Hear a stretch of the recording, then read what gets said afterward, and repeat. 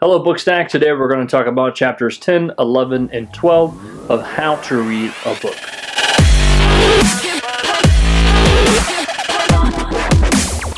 Welcome back to BookStack. It's good to see all you guys out there today. We got a lot to talk about here in chapter 10, so I'm going to go ahead and get started. Chapter 10 is one of my favorite chapters because he talks about the intellectual conversation that happens between a reader and an author and the importance of having those types of conversations and some of the rules around having those type of conversations. So chapter 10, he talks about how to judge a book fairly, and that's exactly what he talks about right here at the beginning, is that a book is a conversation between the author and the reader, and it's an important distinction to make because when you're having intellectual conversations with someone, there's etiquette and there's certain rules that need to apply to the conversation. Now, you must respect the author's opinions because part of the the art of reading is engaging in that conversation and trying to learn and gain the knowledge that the author is putting forward. But even if you don't agree with what the author is saying, at least the work that he's putting into the book should be respected. These type of intellectual conversations are really only good conversations when they are handled civilly. I have these conversations a lot with my friends, and we always tend to have some rules set up or some guidelines that we try to follow in order to engage in these conversations without them becoming arguments. And that's something that we'll talk about a little bit later. But one thing to keep in mind is that you're not done necessarily reading a work when you have just finished it, but you also want to criticize it and judge it. And I know that has a lot of negative connotations, but really just criticizing something is thinking about something more deeply and analyzing it. So at the end of something, when you're done reading it, you need to take the time to reflect on the thoughts put forth in the work and analyze them to see what you've learned and to see if you agree or disagree with what the author has said. Next, he talks about teachability as a virtue, and we often think that good books or great works are above judgment or above critique, and this simply isn't true, especially if the author is a good author, because what the author is trying to do. Now, let's pause for just a second. A good work really should be above your head. It should cause you to feel a little bit out of your depth, because what you're trying to do is elevate your mind to reach up to the level of understanding. So in a way, at the beginning, when you're first picking up the book, yes, it is above critique and judgment by you. But as you go through the process of reading the work, if it's a good author, what he's going to do is bring you up to speed with where he is. He is communicating that knowledge to you, and as you come to understand what the author is saying, it actually comes with an obligation to really think about and criticize and judge what the author is saying. You should have your own independent thought. In fact, teachability, the person who's the most teachable is the person who exercises their independent judgment the most, because that is a person that can be taught, not merely trained. Because whenever you make someone else responsible for your intellectual thoughts, your opinions, and your judgments, you become really a slave, and you're not really a free man. You're not really a free thinking individual. You're just having your opinions handed to you. And again, that's not what we want to do. We want to think critically and analytically about what we're reading and form our own thoughts and opinions about things.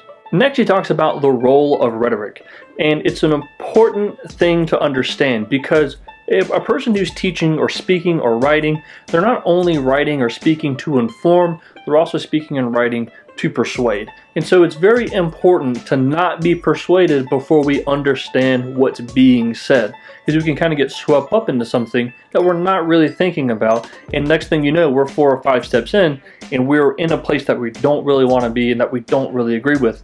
So it's important to parse out where the author is informing and where he is persuading. So once you are informed and you fully understand it, you're like, you know what, I think I agree with this, then you can go through the process of reading what the author is saying persuasively. Now, a lot of people out there will conceal arguments or conceal what they're really trying to say, and leap right to trying to sway your opinion.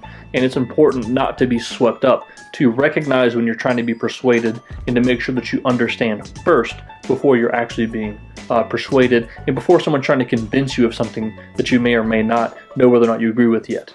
And now he talks about the importance of suspending judgment. And in fact, this is a very important thing because he talks about in Rule 9 that it's important for you to be able to first say, I understand, before you say, I agree or I disagree. You cannot say that you agree with something without first understanding it, and you cannot say that you disagree with something without first understanding it. In fact, a lot of times I'll have friends say, you know what, I don't like this policy, or I don't like what this person said. And I say, well, what is it specifically about it that you don't agree with, or that you do agree with?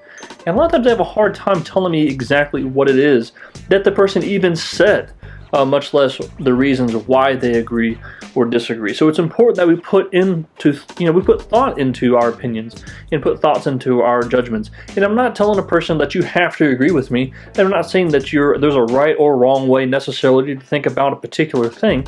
I'm just saying that if you agree or you disagree with whatever it is that you think, you at least have some reasons and some thought behind it to support your opinion. Now he talks about a person who says, I don't understand what you're saying, but I think you're wrong. And it makes no sense. It makes no sense at all. Anytime you're dealing with a person who says this, just ask them to tell you what it is you're saying. So ask them, okay, so what is it that you think I'm saying? And a lot of times they're going to have a hard time even expressing that to you. And you can know that you can just kind of ignore a person's criticisms in this regard. But if a person says, you know what, I understand what you're saying and I disagree, then he talks about in just a minute how you can go about having a conversation about that. And those are awesome conversations. I have a lot of friends, a lot of my closest friends, we differ on a lot of our opinions. I wouldn't say a lot of our opinions, but there are some opinions that we differ on. And I think that's great because we can actually have in-depth, meaningful conversations about those topics, and we're not just patting each other on the back by just agreeing with each other. I like having those differences of opinions and truly exploring a subject, and this is what he's talking about here. Next, he talks about avoiding contentiousness, and this is where we get into Rule 10, which is when you disagree, try to do so reasonably and not contentiously. And I cannot stress enough how important this is, and how when I'm having conversations with my friends, this is a rule we abide by. Because he talks here that if you disagree with someone, make sure that you're not disagreeing emotionally. Because you can tell someone, I understand what you're saying, I agree that you're logical, that you're well informed, but I don't like what you're saying, I don't agree with it. Well, it could be emotional that emotions that you're really basing your thought off of instead of actual reason. And so we always try to keep things in the realm of reason because emotions are important. They are important, but they're not good for finding the truth. So a lot of times you can be really, truly upset with something. I've seen people read news stories and become extremely upset. And so I will talk to them and say, what is it about this that upsets you? What specifically do you think that it is? And we'll talk it through. We'll kind of go through the reasons. We'll really explore what the article is about. And they'll say, you know what? That's not as bad as I thought it was. And so they're still upset, but they're not as upset, right? So their emotions are more accurately used when they're based off of reasons and they're based off of thoughts. What we want to keep in mind here is that the truth and the facts are the point of the conversation, right? It's not to put the other person down. It's not to knock the other person over the head. It's not to win and be victorious. We win and are victorious when we understand and have a deeper understanding of the truth and what the true facts are. That's where we win. So we don't win by just knocking the other person down. We win by discovering and coming to an understanding of the truth. See, here he talks about the resolutions of disagreement. That's the title of the next part. And he talks about that a lot of times our arguments or our disagreements can be fixed or resolved by the removal of ignorance. And how do we remove ignorance? Well, we educate and inform. So if I'm talking with a friend and we disagree about something, I have to not only have the mind that, I might have the opportunity here to teach my friend about something, I also need to have the mindset that I have an opportunity here to learn from my friend. So not only am I ready to inform the other person with my thoughts and my opinions or my facts that I've gathered, I'm also ready to receive thoughts and opinions and facts that the other person has gathered. And like I said, that's where we have these great conversations where we both grow and learn. And a lot of times it's a coming together to the truth, right? Very, very seldom is one person coming all the way to another person's side and this person or other coming to this person's side. Typically it's a coming together of mutual understanding and respect where you're coming to understand, again, a deeper truth. And so that's what he talks about here is that in Rule 11, he talks about removing disagreement, separating out facts and thoughts and personal opinion by giving critical judgments and reasons for your thoughts and beliefs. Again, he talks here about knowledge being something that can be defended and that you have reasons for, where opinions are just unsupported judgments. They're not supported by any facts or figures that you're bringing to the table. And that's where you really want to make the distinction between knowledge and opinion. He has a great quote here that I really want to read because I think it really sums up this chapter very well. I'm just going to read it here. He says, the first rule that we've talked about, or the first subject we've talked about, requires the reader to complete the task of understanding before rushing in. The second adjures him not to be disputatious or contentious. The third asks him to view disagreement about matters of knowledge as being generally remediable. This rule goes further. It also commands him to give reasons for his disagreements so that issues are not merely stated, but also defined. In that lies all hope for resolution.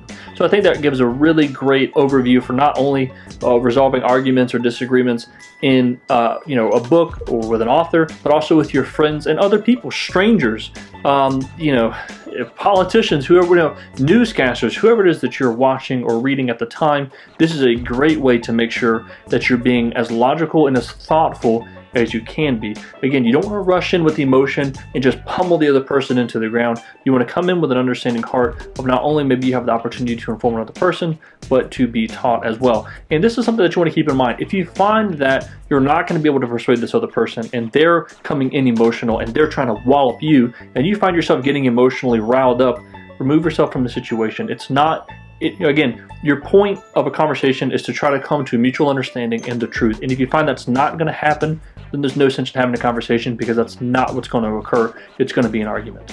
And this concludes my thoughts on chapter 10. We're going to scoot right on into chapter 11. Chapter 11, he talks about agreeing or disagreeing with an author. Now, if you finish a book and you find that you agree with everything that the author said, well, mission accomplished. Work is done. You could just put the book down and go on about your life and apply the principles that you learned. But if you disagree with an author, that's where the true work begins, is finding exactly the key points that you disagree with the author on, and specifically why you disagree with the author. You have to put in work in order to do that, and here's some assumptions that we need to learn and some things that we need to do, so we're going to get into those. So in the next section we talk about prejudice and judgment. So there's three things that we really need to think about in order to enter into judging or recognizing our prejudice that we're bringing to a particular work. One is to acknowledge your emotions as a person. You're going to have emotions, and you need to recognize them and make sure that they're being used properly and not hindering your understanding of the work that you're reading. The next thing that you need to make explicit is your assumptions that you're making. What is it that you're assuming whenever you're talking or thinking about specifically what the author is saying? And third, you really need to be as impartial as you can be. A lot of times when I am talking with my friends, I will be very explicit about all of these. I don't like it. It kind of makes me upset, but let me take a step back. Here's what I'm thinking, and here's my assumption. So when I say this, I'm assuming that this is what you're saying, or I'm assuming that this is what this means. And lastly, I try to take a step back to say, you know what, if I was removed from the situation and I'm looking at it from 3,000 feet in the air, I'm kind of overviewing it and overlooking it without trying to put myself necessarily inside of it, looking as an outside observer and trying to do away with my assumptions, do away with my emotions in the improper sense, then I will try to be as impartial as I can and express that as best as I can. Because really, you have to agree on these things. You have to agree on the words and the use of them, agree on the underlying assumptions, and try to be as impartial as you can in order to engage in a truly intellectual and fruitful conversation. And this is how we get to the point of having more light and less heat. When you have argument and you have heated discussion, you just have heat, you don't have light. And light is understanding, and light is the truth that we truly seek. Now we come to the point that you can say, hey, I understand what it is that you're saying, but I disagree. This is totally okay and it's totally acceptable, but you have to have one of four things that you're saying. You're either saying that the person is misinformed, in other words, the information that they have is wrong, that they are uninformed, in other words, they're accurately informed on the information that they do have, but there's information that's necessary for the argument that they do not have. Number three, you're saying that the person is illogical. So you have all the information, it's accurate, You have everything you need, but the conclusions that you're drawing are not right. In other words, those aren't the conclusions you should make from the information that you have. Or the fourth thing is that you're saying that a person's analysis is incomplete. In other words, you have all the information, you're thinking about it in the right way, you're just not taking it far enough. You're not understanding the full effect that the information that you have has. And so you can say, you know what, I understand, but I disagree. You're either misinformed, you're uninformed, you're illogical, or your analysis is incomplete. Those are the four bases that you can disagree with someone, even when you come to an understanding exactly what it is that they're saying. And this really comes to something that we've talked about in an earlier video, that it is not your sacred right to simply choose whether or not you agree or you disagree. You cannot just say, I disagree with what you're saying, it doesn't matter. Anything you say, anything you tell me, there's no way I'm going to agree with it. That is not right. That's not okay. If you agree with the first three, so if you say, you know what, you're informed, you're not misinformed, you are completely informed, and you're making logical conclusions, then you have to tell the person, you know what, I agree with you. I agree with you. You can't say that I disagree with you, but you're informed, completely informed, accurately informed, and you're being logical. You can't just say, well, but I disagree, because you know what, you're bringing emotion into it, and that's not a proper thing. You can't say, well, my emotions tell me that you're wrong, but all the reason, the logic, all the information tells me that what you're saying is right.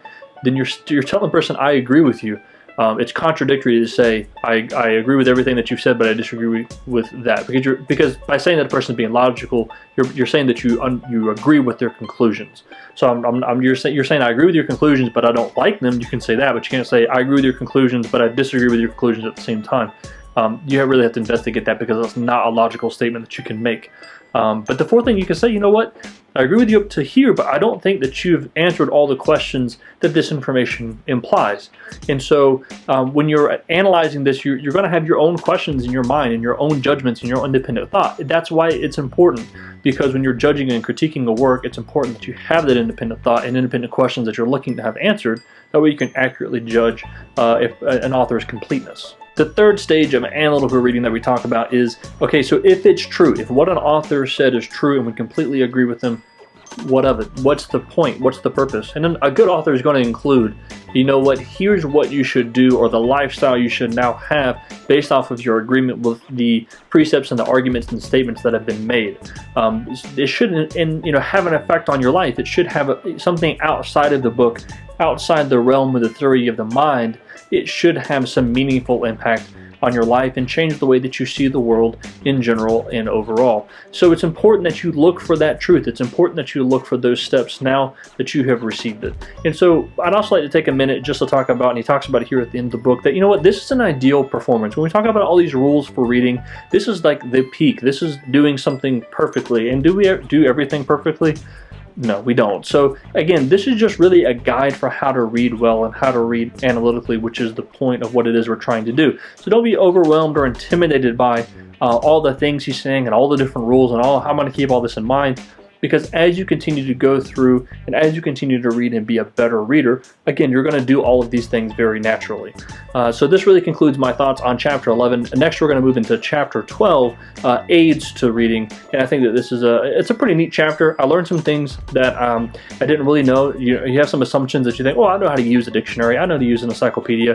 But really, there were some interesting things in there that I really learned and grew, in this section. So we're going to be pretty brief. You really should read that for yourself. There's a lot of really technical details that might be good for you to know. So we're going to be kind of brief in the description of the different books that you can use as aids to reading. But let's go ahead and get started on that chapter. So here we are, Chapter 12, again, talking about aids to reading. Now, he talks about, and I totally agree, that it's so important that whenever you are trying to use these reference book and aids to reading, or anytime you're reading, to do as much work on your own as you possibly can, because one, this is how you become a better reader, but two, it's also going to help you to accurately and properly use reference books. And so whenever you're reading, you're going to go through 4 stages, or you should use these things, I guess, like he says, in 4 waves.